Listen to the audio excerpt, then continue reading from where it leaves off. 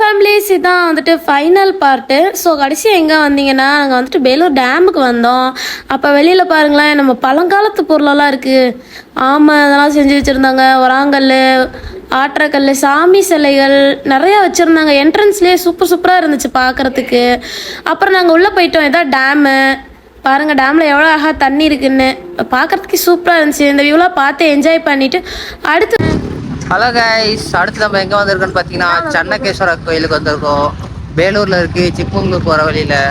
இங்கே பார்த்தீங்களா கோபுரம் தெரியுதா?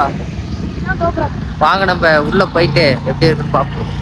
இதுதான் ஃபேமிலிஸ் கோபுரம். இதுக்கு மேலே வந்துட்டு நாங்கள் உள்ளே போய் நாங்கள் ஃபுல்லாக பார்த்துட்டோம். நல்லா இருந்துச்சு. உள்ளே இருக்க சாமி சிலைகள், சிற்பங்கள், வடிவங்கள் எல்லாமே சூப்பராக இருந்துச்சு. பட் எங்களால் உள்ள கேமராஸ் வீடியோஸ் எடுக்க முடியல.